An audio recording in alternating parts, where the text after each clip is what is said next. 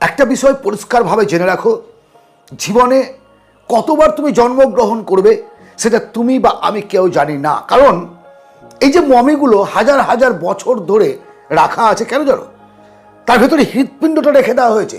তার যখন পুনর্জন্ম হবে, তার রুহ যখন আবার আসবে, তখন যেন দেহটা জেগে ওঠে।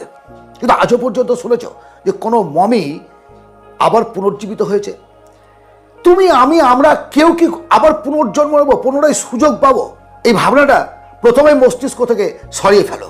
কারণ জীবনে একবারই সুযোগ আসে, একবারই জন্মগ্রহণ করেছো, একবারই মানুষ রূপে নিজেকে প্রকাশ করার একটা সুযোগ পেয়েছো।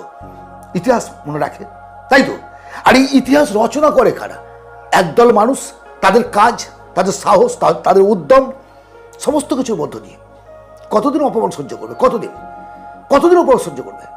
কিন্তু কি জানো তো, বিষয়টা হচ্ছে আমাদের এই সমাজে যখনই তুমি বড় কিছু করবে, যখনই তুমি সামনের দিকে এগিয়ে যাওয়ার চেষ্টা করবে, যখনই তুমি নিজেকে মেরে ধরার চেষ্টা করবে, একদল মানুষ তোমাকে টেনে নিচে নামানোর চেষ্টা করবে।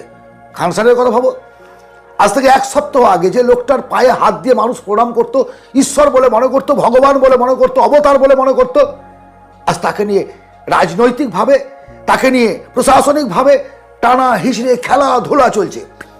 এক নিমেষে তার সম্মানকে মাটিতে লুটিয়ে দেওয়ার চেষ্টা চলছে। খান স্যার, সেই খান স্যার যে খুব কম পয়সার বিনিময়ে গরিব মধ্যবিত্ত পরিবারের ছেলে মেয়েদের লেখাপড়া শেখায়। তার অপরাধ কি? অপরাধ কর্পোরেট সেক্টর, অপরাধ সে অল্প পয়সায় পড়াই এবং তার সুনাম, তার নেম অ্যান্ড প্রেম, কোনো কিছু না। সে নিজেকে প্রকাশ করতে পেরেছে, সে নিজেকে মেলে ধরতে পেরেছে, তাকে মানুষ চেনে। তার থেকে ভালো স্যার নেই, তার থেকে ভালো কোচিং সেন্টার নেই, সে কথা বলছি না। কিন্তু তার নেম অ্যান্ড ফেম তাকে তার শত্রু তৈরি করেছে, অর্থাৎ তোমার দুশ্মন।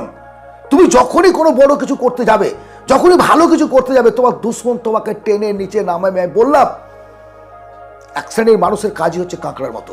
সে নিজেও উঠবে না, তোমাকে উঠতে দেবে না। সে নিজেও উঠবে না, সে নিজেও চেষ্টা করবে না, কিন্তু তোমাকেও উঠতে দেবে না। তোমার পায়ে পায়ে বাধা সৃষ্টি করবে আর অপমানিত করবে।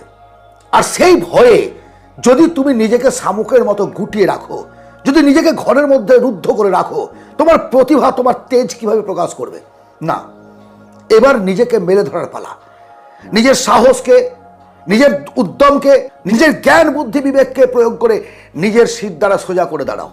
হ্যাঁ, আসবে ঝড় ঝঞ্ঝা, সমস্ত কিছু আসবে। তো লোকে তোমাকে নিয়ে সমালোচনা করবে, বিদ্রুপ করবে, হাসি ঠাট্টা তামাশা করবে।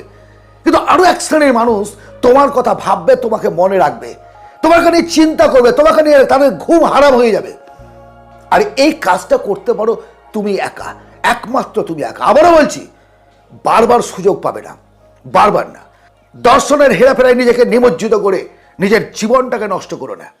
সুযোগ পেয়েছো, কাজে লাগাও। সুযোগ পেয়েছো, উঠে দাঁড়াও। সুযোগ পেয়েছো, নিজেকে প্রকাশ করো। ভালো থেকো। অবশ্যই দেখা হবে অন্য ভিডিওতে। ধন্যবাদ।